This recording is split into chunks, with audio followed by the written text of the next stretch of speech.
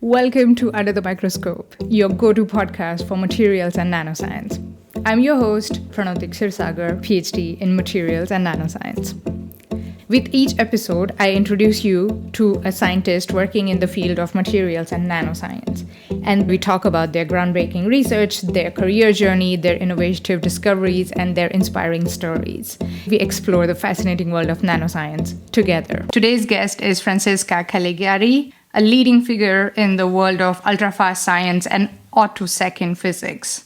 Before we dive into the fascinating world of electron dynamics and her groundbreaking research, I want to take a moment to share why today's episode is extra special for me. Francesca is based in DESY in Hamburg. DESY is this national synchrotron of Germany.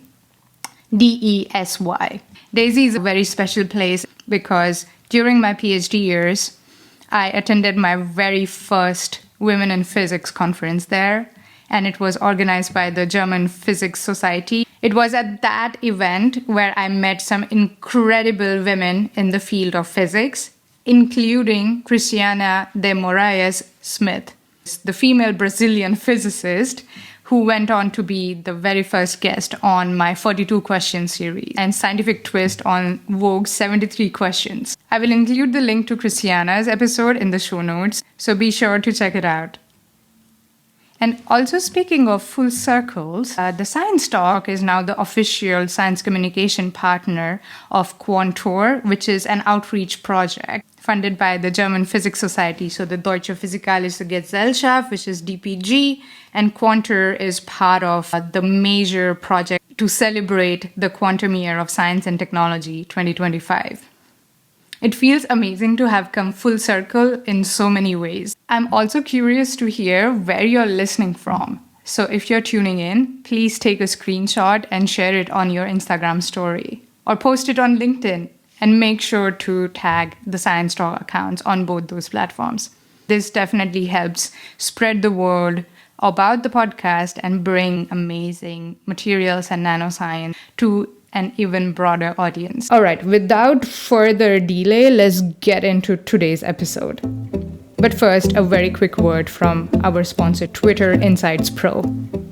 If you've ever wanted to secure your Twitter archive, align your tweets with your evolving brand, or even repurpose your best content for other platforms like LinkedIn or Instagram, this is for you. With Twitter Insights Pro, you'll get a detailed, organized overview of every tweet you've ever posted, complete with visual documentation. It's an easy way to preserve your online presence and expand your influence. Check out the link in the episode description to learn more and take the first step today.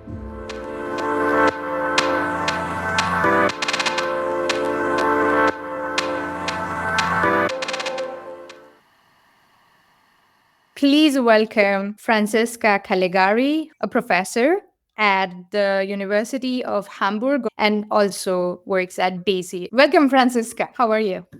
I'm fine, and thank you very much for inviting me to participate in this podcast. First things first, what is DESY? It's not a flower, right? It's a facility that hosts the brightest sources operating in the X-ray spectrum range. They emit bright X-ray radiation. We have two main sources operating here, a synchrotron and a free electron laser. But in fact, I'm not using the synchrotron radiation, although I'm based at DESY. Sometimes I use the free electron laser, but we also develop our own light sources, very special light sources. You're creating your own light sources. What does that mean? We produce extremely short light pulses, and maybe I come back to the method to produce these very short light pulses later, because first I want to give you a little bit of excitement about why it's interesting to produce such ultra short light pulses.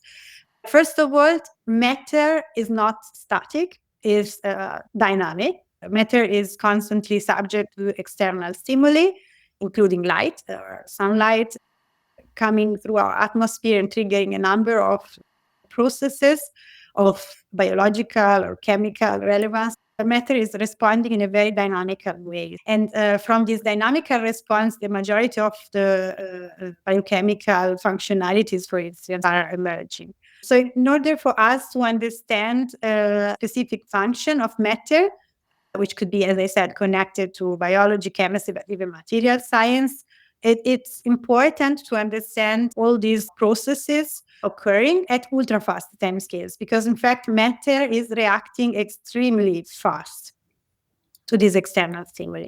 To give you an idea of the timescales that we are dealing with, if you take a molecule, like a macromolecule that we have in our body, a protein, this molecule can fold and unfold on timescales that are microseconds. So we are talking about 10 to the minus 6 seconds. And then if you zoom into the protein, if you look into the subunits, you can have faster timescales in which these processes are taking place, from nanoseconds to picoseconds. And we're talking about now faster and faster fraction of a few seconds. And then, of course, you can zoom into the subunits and you can see that they undergo structural changes on timescales in the order of femtoseconds. Now we are talking about 10 to the minus 15 seconds, already extremely short fractions of These are not the fastest motions which are happening in the molecule. If you zoom even further, you find the fastest bodies, which are the electrons. In fact, electrons are the glue which keeps together the various atoms in a molecule. They create the bonds between the atoms, and they move even faster. They move on attosecond timescales. And now we are talking about 10 to the minus 18 seconds. So if you want to be able to capture or to catch the electrons, you need to be fast enough to see them, right? To do that, you have to use a trick, because our cameras are not fast enough to capture this motion, right? And therefore, we use extremely short light pulses to illuminate them on their own time scale, so in attoseconds. So we need to produce light pulses in the attosecond domain to be able to capture their motion. And I will explain how to do that. But first, it's very important. The message is, if you want to understand the functionality of matter, you need to be able to understand processes that are triggered by, for instance, the light-matter interaction that happens already at very early time scales that ultimately will evolve in your function at very long time scales. But it's important to understand these very fast time scales. How does this work in reality? You can't observe with your naked eye. So do you use the slow motion, or what do you do? What exactly do you do? So first of all, we have to produce these very short light pulses. And this is something that does not come for free. There's a limited number of laboratories in the world that are able to produce these isolated attosecond pulses, these extremely short light transients. And for that, we basically need high intensity lasers. We start from a laser which is typically commercially available, which is delivering femtosecond laser pulses, so in a 10 to the minus 15 domain. And then we need to use nonlinear optics. So we need to use the interaction between the lasers and the matter to produce even shorter pulses. And in fact, this is extreme nonlinear optics. It's called high-order harmonic generation. The discovery of this process has been awarded the Nobel Prize in Physics last year, so it was put under the microscope. And as it was a very important discovery, so with this extremely nonlinear optical interaction, where you focus your laser on, for instance, a gas target, you could produce radiation, which is, first of all, in terms of photon energy, more energetic than the initial laser. So the laser is operating typically in the infrared, and these high-order harmonics are produced in the extreme ultraviolet or even soft X-ray I was mentioned. So you can produce photon energies which are higher. And moreover, this radiation has shorter pulse duration. So we go from femtoseconds to attoseconds. Now we have these very short light pulses, which is wonderful, but we have to use them to image matter to make this ultra-fast movie that we were mentioning. And indeed, we need special cameras to do that. And the trick is actually the same as in the case of the flash photography. So maybe you have in mind these nice pictures of the rain falling on the ground, something that you typically cannot resolve with your eye or with a slow camera.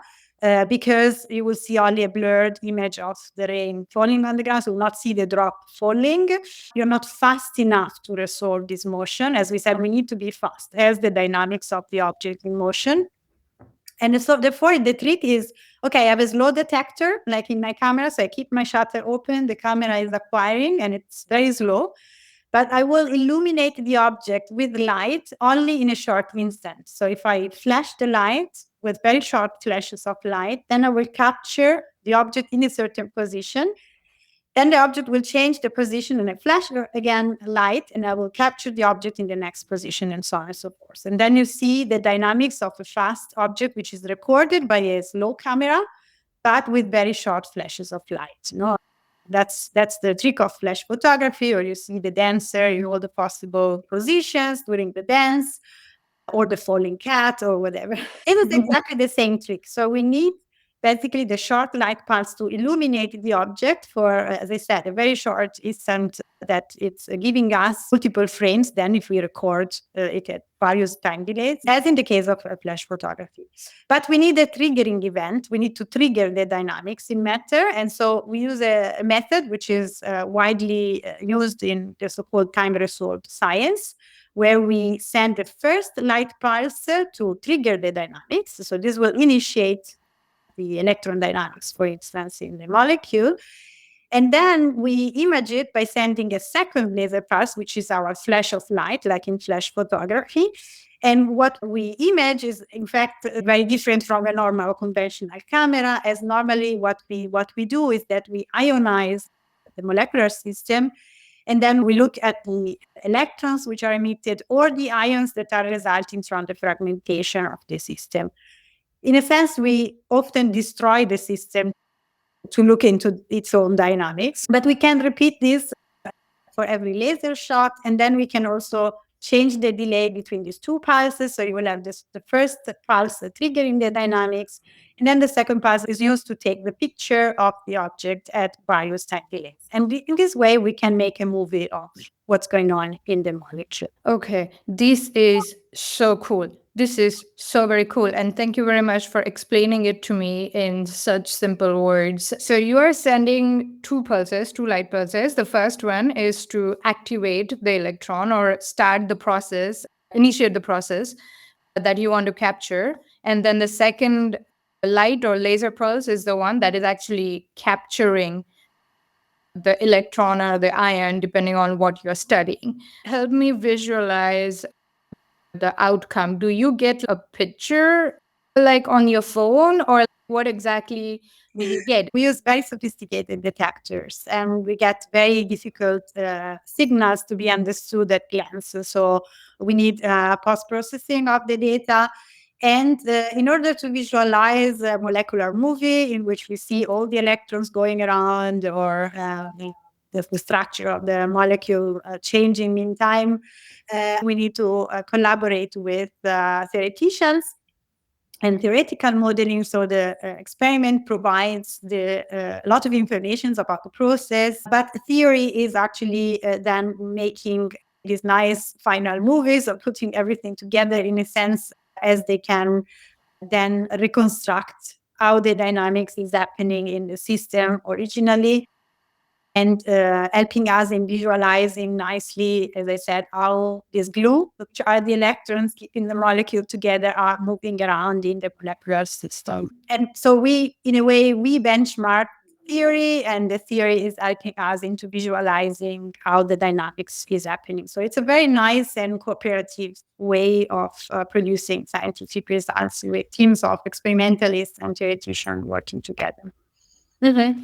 Please tell me about your career journey. Was like a 5-year-old Francesca saying that, oh, I'm going to work with the fastest cameras in the world. That's what I'm going to be doing sitting in Hamburg. How did that happen? Tell me about your career journey, please. I must say that my interest in science was triggered at the very early stage by my mom, who was giving me a microscope as a gift. We are not directly using microscopes, but in a way, this is a sort of microscopy as we zoom a lot into matter and its fastest time scales. I studied physics, and then it happens that I joined school of photonics, which was very strong at Politecnico di Milano. So in Milan, they did the effort of developing the first gating techniques to produce these very short, isolated attosecond pulses. We even had the world record of the shortest light pulses back then. And this was all very exciting because these were new light sources, opening the opportunity of investigating a new physics. And as a physicist, I was very excited because I thought, wow, we can really look into matter at these Einstein scales and looking what electrons are doing. And so it was all very fascinating.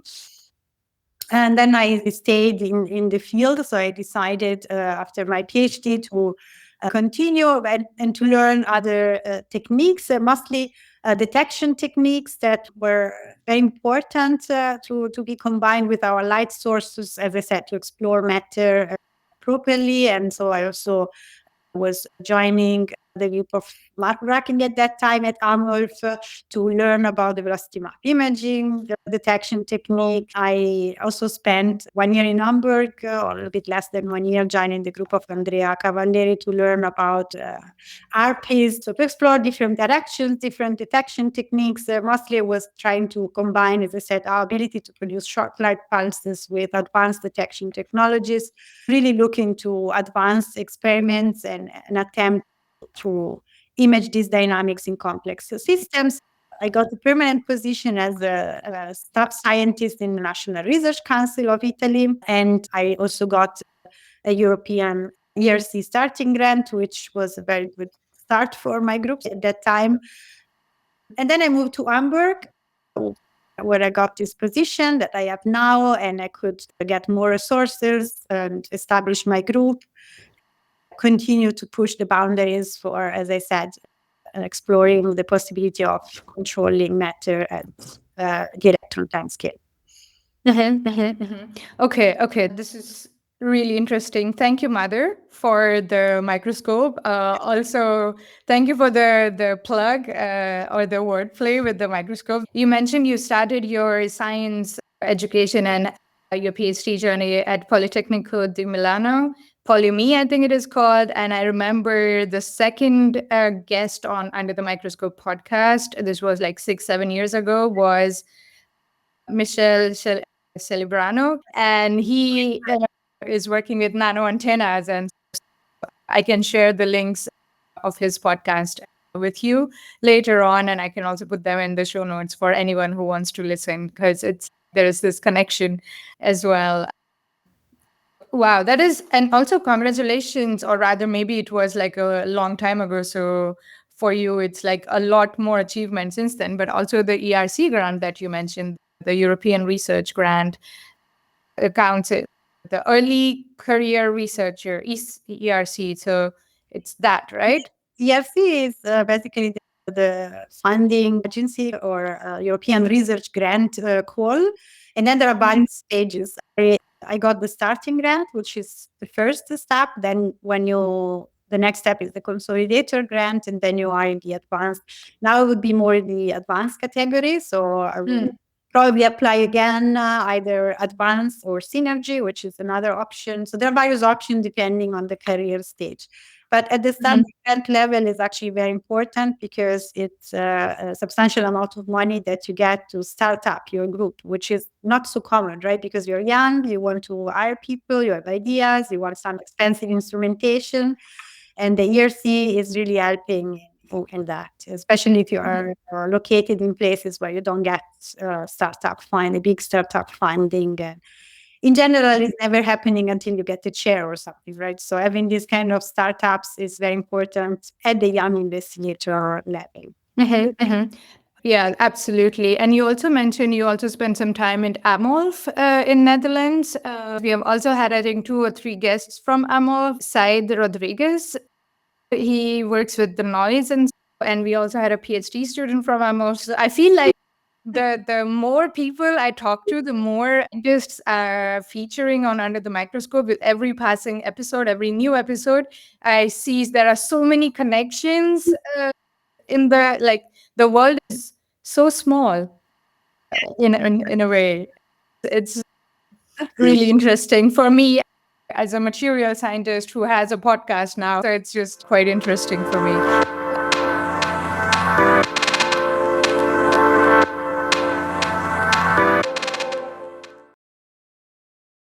Quick break from the conversation.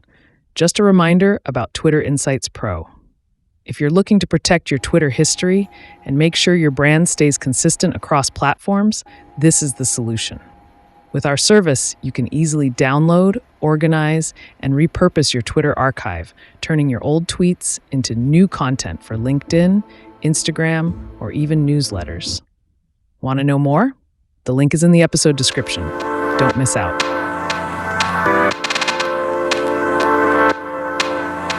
Okay, let me ask you this question, Francesca. It sounds to me already your current research is super interesting, and the research projects that you're working on are super interesting. You have been working on some really cool research projects over your career as a scientist.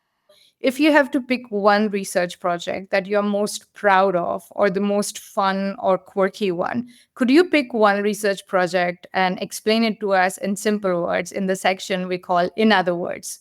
I partially already explained it, so I think we have an easy way out here. But maybe I will add some more to it.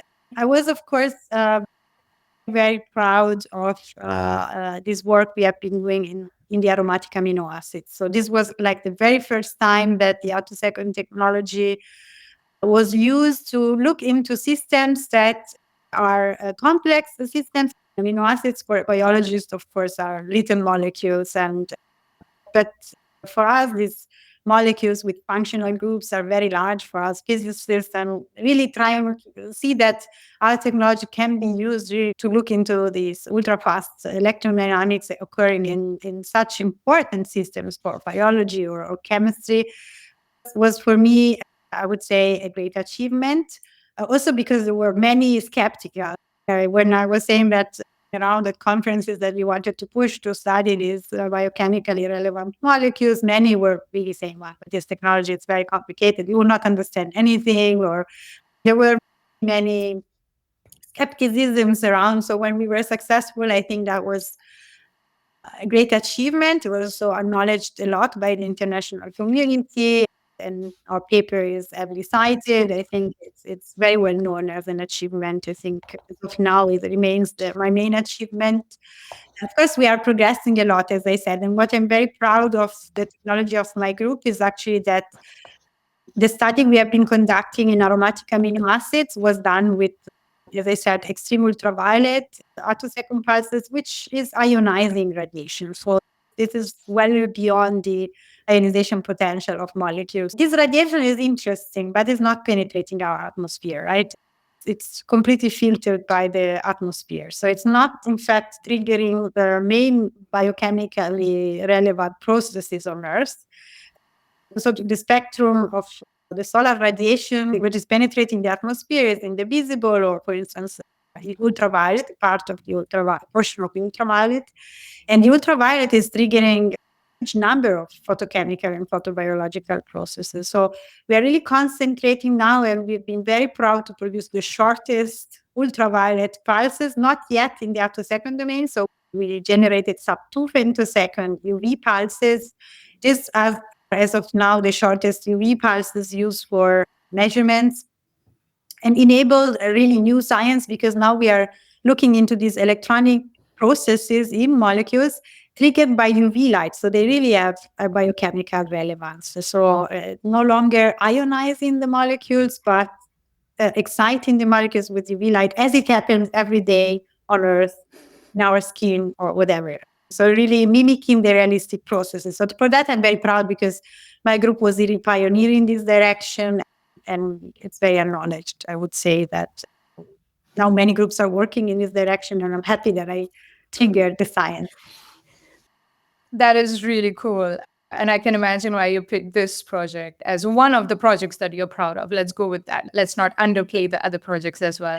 But this definitely is interesting, especially because when you started, there was a lot of skepticism about, yeah, it's not going to work. Why is But now, once you have successfully demonstrated that it does, its scientific relevance, now there is a new field or a sub niche field that has opened, which is definitely which definitely makes this project to be spoken about in our special section. Francesca, it's quite evident to me, and I'm fully convinced that you love the research aspect of being a scientist, because just the way you explain the science, how passionately you talk about the research and the science itself. So it's very clear to me that you love the research aspect of being a scientist. But there are other aspects of being a scientist, right? Especially a professor. So, what else do you like about being a scientist? In addition to the research, let's not go into that, but the other factors that people are usually not aware of. Yes. Yeah, indeed. As you climb the ladder and you go to the top, let's put it like this, then of course, also your job is changing a little bit. I must say that I'm no longer spending time in the lab, which is very sad. This is what I don't like. But at the same time, I got to do many other things as a scientist, and of course also getting more responsibilities and having different roles in the scientific community, which are very important to me. That I like also very much. What I like in science generally, besides the research, is the possibility to connect at the international level. I would say without biases, without any limits, and I think that's wonderful of the scientific community. So that we have a great international community. We get to travel, meet with people of any nationality, any background. And this is great. And this is happening since the very early stages of the career up to the top of the ladder. So that's wonderful. And that keeps going in a way that I really love. And I think there are only a few jobs in the world like this one that are really enabling us with this wonderful international community and connections. Besides that, now I'm having responsibility roles that I also like very much. So at first, I am the head of the scientific committee of PEER. PEER is our partnership for innovation, education, and research in Hamburg. So it's a partnership between Hamburg University and DESY. And I have the pleasure of heading the scientific committee, the scientific board, and take decisions and act for this wonderful cooperation between DESY, which is a national lab, and the university, because we need a lot of links between the two, as I said, in the various aspects. Of course, I'm a professor of physics, so this is also wonderful that I get to be constantly in contact with students. I get to teach. This was very important for me.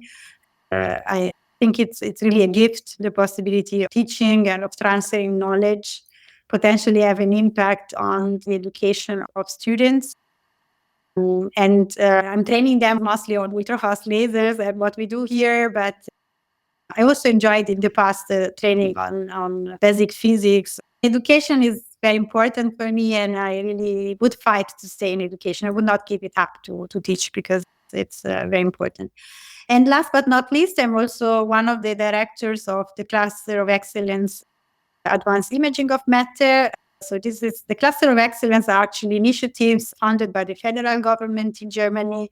So many institutions are working together on the same research task. In this case, it's the advanced imaging of matter, a very broad topic.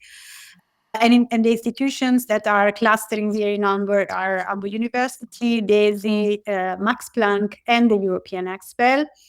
Altogether, we work on the most advanced experimental and theoretical methods to image matter at all length and time scales with a very broad portfolio.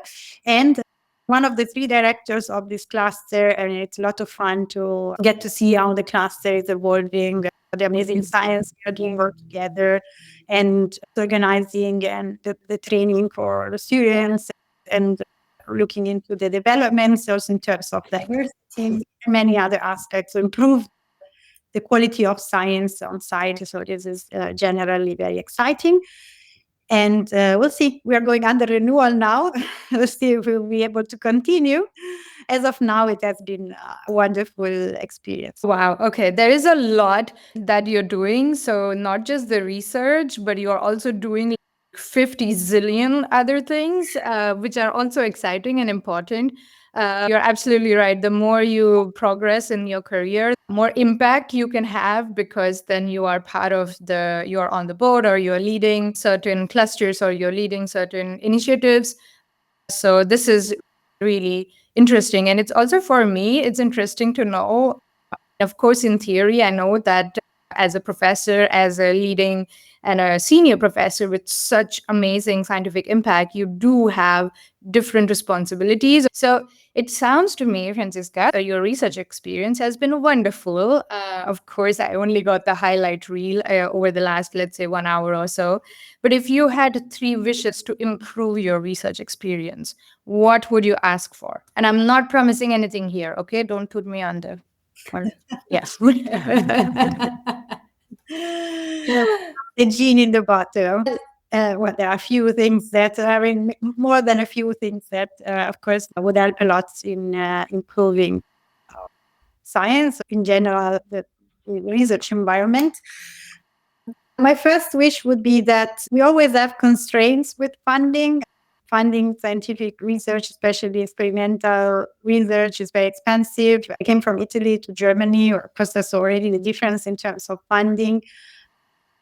I got a lot of funding via the program that I entered earlier, and generally I'm not complaining about funding, but I see that in time we are going more and more towards topical call, or so to say, where the society, what we believe as an immediate societal impact, or what we believe are the hot topic for the society now, which is wonderful. Certainly we need boosts in certain topics, which now is energy, quantum computing, whatever.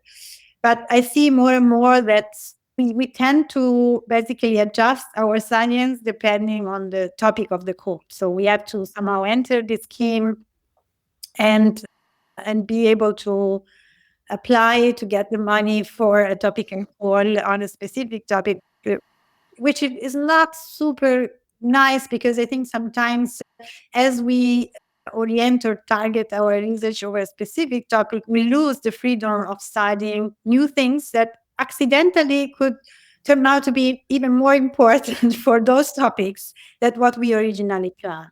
So I think the freedom of science and research is very important. And actually, maybe the ERC is one of the few funding lines that still survived with the completely openness in terms of topics. You can do whatever you want. You're not asked to do anything specific. And I hope this is continuing and even influencing other funding agencies to be more and more open. Although, of course, I understand with the shortness of funding available, as we are also navigating not a wonderful period or historical moment, one has to take decision of what can be funded. But at the same time, we need freedom as scientists. That's very important. And that was working so wonderfully for a very long time. And I think we should continue along those lines. That would be my first wish. Then, of course, there's the topic of diversity.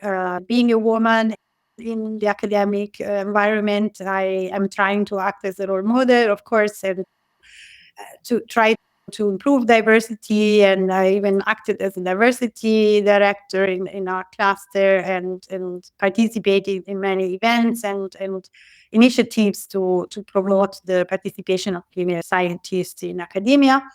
But we need to improve those numbers. There's a lot of work to be done. And as a woman, you never know if you are in a certain position because you are a woman or because you are good. And I think we need to go beyond this feeling. Otherwise, it means that we haven't succeeded. And this is actually a shadow that we always have, right? As a male colleague, I'm here because of it. They wanted me to be there. But as a woman, you always ask yourself, okay, they picked me because they needed a woman in the committee. They picked me because they needed a woman director. They picked me because they needed whatever. I think it's a general feeling. Here in Hamburg, I have to say, I found a wonderful environment, and I rarely feel this. But anyway, it's always a question that is around, and this is because of unfortunately of the situation as we are now, to still questioning ourselves on this topic, as we are not all equal, I would say, yet. And it's not only about women, of course. Diversity is a very broad topic, so I would say I would extend it to to many more cases. Third and last wish would be, I mentioned already, I miss very much the opportunity of staying in the lab because unfortunately, yes, by progressing in the career, you have to change roles and duties. But I was very good in the lab, and sometimes I really wish I have more time for it. Maybe who knows in the future that will come true. Absolutely. So, diversity in the scope on more open funding calls so that research direction is not completely driven by the funding call, but also it has some room for spontaneity in a way that allow for the discovery of the undiscoverable organically and not always planned. And more time in the lab, of course, and diversity in science. Diversity in the world, I would say, would be great because you're absolutely right. So now I'm leading the science talk. I'm doing this independently, so it's a bit different. But until now, during my PhD or during my time in a corporate world, it always crossed my mind. Am I selected because I'm a woman or because I'm good? Am I invited to speak on the panel because I'm a woman or because I'm good? There is this constant shadow, as you mentioned, that is always there for women, which is something that men, fortunately for them, don't need to have. Yeah. But I have to say, though, that now that you are in this senior position, you have more power to implement these changes, the first and the second wish, and also the third wish, like spending more time in the lab, right? You have more power to make these wishes come true than me. I'm sure this will happen. I'm sure you will make your wishes come true. For sure. So, Francesca, this has been wonderful to know about you, more know about your life as a scientist, to know about your research, about your group and your career journey and everything. But before I let you go, I have one last question for you. And that is related to your curation weeks. Every guest on Under the Microscope also gets the keys to now BlueSky account called Under the Microscope, the same name, for one entire week. So, what can the followers of Under the Microscope on BlueSky expect in the week that you're taking over the account? Yeah. So I will probably talk more about my science, of course. I would be happy also to exchange with followers about what we can do and then what are the exciting new things that we are doing in my group. And this week will be the week of the Peer Day, where basically I talked about Peer as a partnership between Hamburg University and DESY. Every year we organize this event, one-day event, where we bring together all the scientists within this partnership. We talk about exciting science. We have the young investigators which have been funded via our program for their seed projects, presenting their exciting results. We have also a lot of exchange about the excellence on campus, so our excellence clusters, initiatives, and the developments of new facilities. For instance, the upgrade of the Synchrotron here at DESY, which we call now Petra 4, Ultimate Microscope, they call it, also in line with this podcast. So a lot of exciting things will be going on and updates about Hamburg research environment that could be nice to share with followers so that will be updated about our initiative. And we'll see, depending on the feedback of the follower, what we will talk about.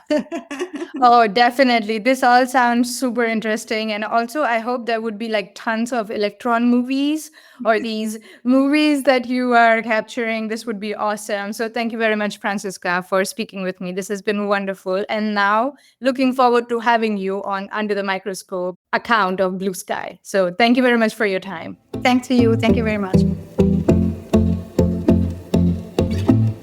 Before we wrap up today's episode, one last reminder about Twitter Insights Pro. If you're serious about securing your Twitter legacy, aligning your brand, or making the most of your content, Twitter Insights Pro has got you covered. It's simple. Download your archive, send it to us, and we'll take care of the rest. Make sure to check the link in the description to get started and take control of your digital legacy today.